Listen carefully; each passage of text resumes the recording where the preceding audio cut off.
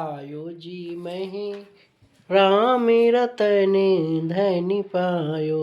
पायो जी मही राम रतन धनि पायो। स्वागत है आपका एक बार फिर से माइंडफुल मास्टरी में। ये श्लोक, ये पंक्ति किसकी है, आज हम उन्हीं के बारे में पढ़ेंगे। और ये हमारा चैनल है माइंडफुल मास्टरी। इसको सब्सक्राइब कीजिए, शेयर कीजिए, लाइक कीजिए। ये जितनी वीडियो है आपको पवन सर के द्वारा प्रोवाइड की जा रही हैं।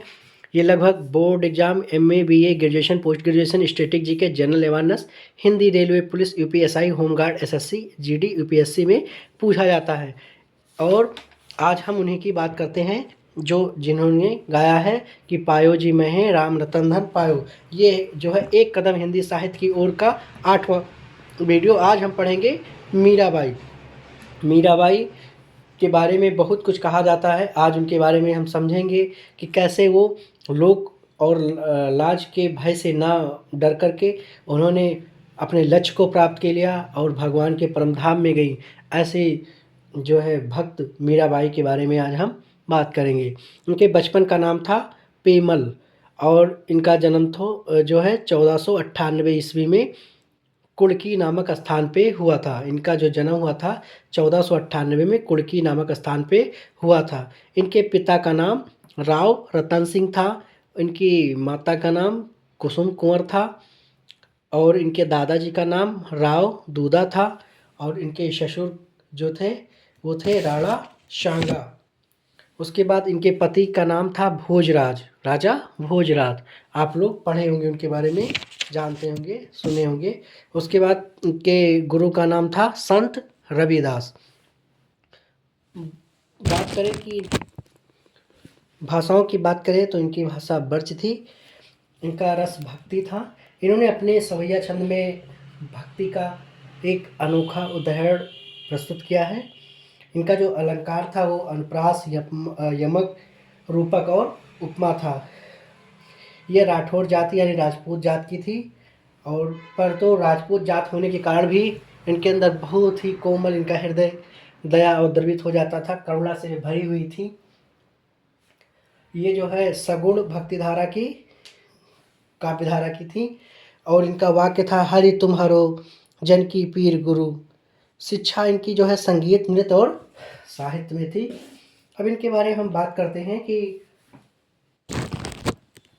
प्रारंभिक जीवन और कृष्ण प्रेम के बारे में बात करें कि बचपन में एक साधु से कृष्ण की, भगवान जी की मूर्ति मिलने के बाद से मीराबाई को उनसे अटूट लगाव हो गया और वो दिन रात उनको जो है उनका प्रेम भगवान श्री कृष्ण की ओर बढ़ता चला गया और वो उन्हें अपना पति मानने लगी। उन्होंने कहा कि शरीर में तो आत्मा है और तो परमात्मा सामने साक्षात हैं, तो क्यों ना ही उनको ही पति हम मान लें।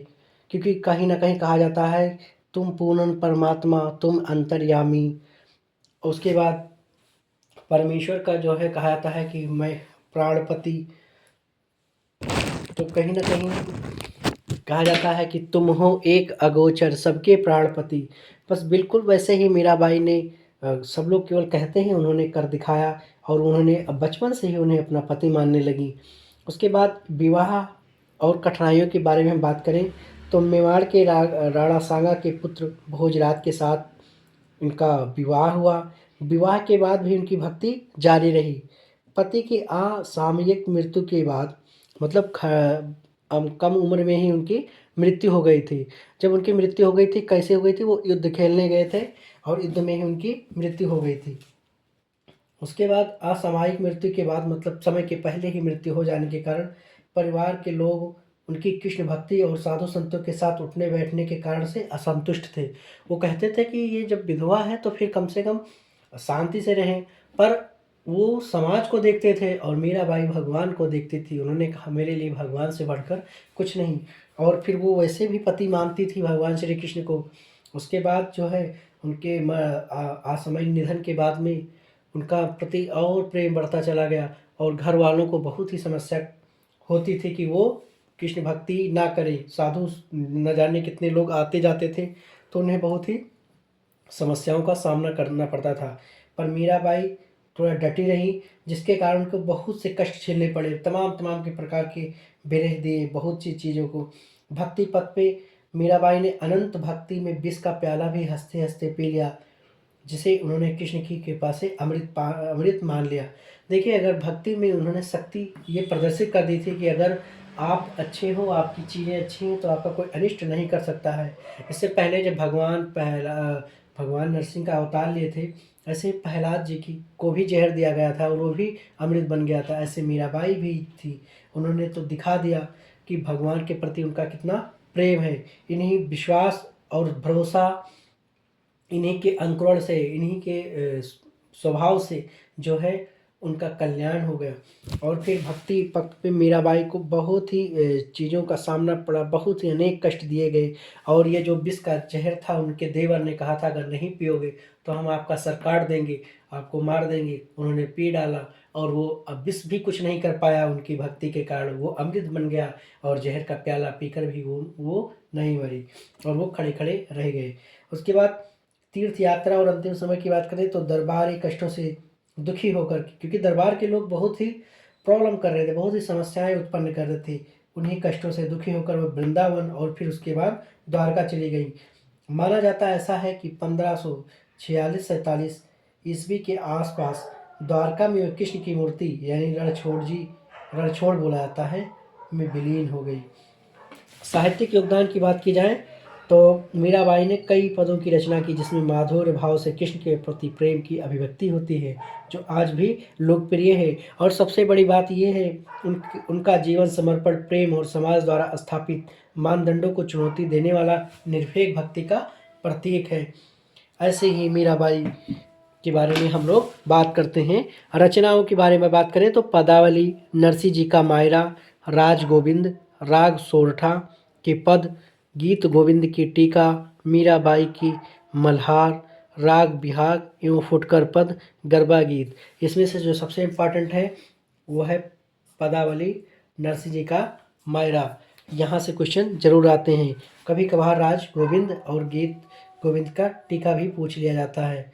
उसके बाद राग बिहाग एक बार पूछा गया था एग्जाम में, तो किसकी है? मीराबाई की है। उसके बारे में आगे हम बात करते हैं साहित्यिक परिचय के बारे में। तो लिखा है कि मीराजन पदों को गाती थी तथा भाव विभोर होकर नृत्य करती थी, वही पद उनकी रचना कहलाई। उन्होंने लिखा नहीं, बैठकर लिखा नहीं था, पदों को गाती थी, भाव विभोर होकर नृत्य करती थी, वही पद उनकी रचना कहलाने लगी। जैसे गाती थी कि पायो जी मैंने राम रतन धन पायो, और खूब अच्छे से श्री कृष्ण के प्रति प्रेम भाव की व्यंजना ही उनकी कविता का उद्देश्य रहा है। ज़्यादातर भगवान प्रेम में इतनी विवल हो गई, इतनी बावली सी हो गई थी कि सब लोग उनको पागल पागल कहते थे, परंतु वास्तव में संसार पागल था, वो पागल नहीं थी। क्योंकि देखने में तो ऐसा लगता है कि मीराबाई पागल थी और संसार सही था, पर वास्तव में परमात्मा को पाने के लिए संसार पागल है और मीराबाई सही हैं। मीराबाई जीवन भर श्री कृष्ण की वियोगी बनी रही। उन्हें बहुत ही दुखों और कष्टों का सामना करना पड़ा।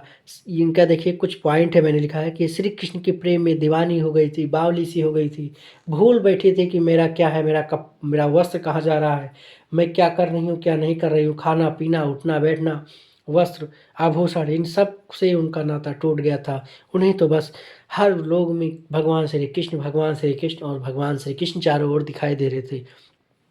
लोक लाज की परवाह किए बिना वो जोगिनी बनी रही। उन समाज में बहुत लोग उनको बहुत ताना मारते थे कि देखो विधवा है, देखो क्या कर रही हैं, ये साधु हो गई हैं, साधुनी बन गई हैं, ऐसे ऐसे लोगों के साथ जो है रह रही हैं और आनंद ले रही हैं।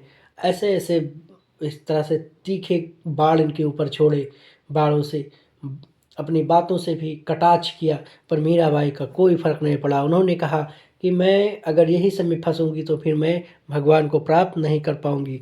मूर्ति को अपना हृदय मानती थी वो, अपने प्रियतम श्री कृष्ण के, और हमेशा लगाए रखती थी। मीराबाई ने जहर को अमृत बना दिया और उनके देवर खड़े के खड़े रह गए, क्योंकि भक्ति में शक्ति होती है। और कोई भी इंसान, देखिए मैं ये जो बोलता हूँ, ये कहता हूँ, ये जो 15 लोगों की सीरीज है, ये कहीं ना कहीं कुछ चीज़ें सिखाती भी हैं। आप 9, 10, 11, 12 पढ़ाई लिखाई में तो आप इससे नौकरी जॉब पा सकते हैं, प्रीवियस के क्वेश्चन सॉल्व हो सकते हैं, पर कहीं ना कहीं कुछ ना कुछ चीज़ें आपको कुछ ना कुछ सीखने को ज़रूर मिलेंगी। इसीलिए इन महान चरित्रों को हम जो है एक कदम हिंदी साहित्य की ओर में शामिल किए हैं। तो इसी सिलसिले में कि भगवान से बढ़कर मीराबाई के लिए कुछ नहीं था। उन्होंने कुछ भी परवाह नहीं की और सब कुछ छोड़ दिया, क्योंकि देखिए वो भी चली गई और जो लोग अमीर इंसान हैं वो भी चले जाएँगे। तो फिर कहीं न कहीं मीराबाई के चीज़ों में मीराबाई भगवान को प्राप्त की और लोगों का को तो क्या-क्या कहें, वो तो आप जानते ही हैं। उसके बाद इनके बारे में बात की जाए तो कुछ इनकी रचनाएँ हैं, जैसे मीरा पदावली के कुछ जो है पंक्तियाँ हैं कि पायो जी मैंने राम रतन धन पायो। ये बहुत ही प्रसिद्ध हुआ था कि हे मतलब मैंने जो है राम रतन धन, कृष्ण रतन धन, भगवान का नाम मुझे पा लिया। ये धन सबसे अनमोल है, इसकी कोई तुलना नहीं। वस्तु अमोलक दी मेरे सतगुरु, कृपा कनी अपनायो। पायो जी मैंने राम रतन धन पायो। उसके बाद बसो मेरे नैनन में नंदलाल, मतलब हे भगवान श्री कृष्ण मेरे आँखों में आप बस जाइए। उसके बाद कान्हा बंसरी बजाए गिरधारी, ऐसे प्रकार की इनकी रचनाएँ रहती थी। तो आज हम एक अच्छा जो है मीराबाई के बारे में पढ़े। हिंदी एक कदम हिंदी साहित्य की ओर से 8वां वीडियो था। इसके बाद भी और मिलेगी और इससे हमें कुछ ना कुछ जीवन के बारे में, पढ़ाई के बारे में सीख मिलती है। तो ज़रूर अपने दोस्तों को और जहाँ भी हो इस वीडियो को शेयर कीजिए, कमेंट कीजिए, सब्सक्राइब कीजिए और इस चैनल को ग्रो कीजिए।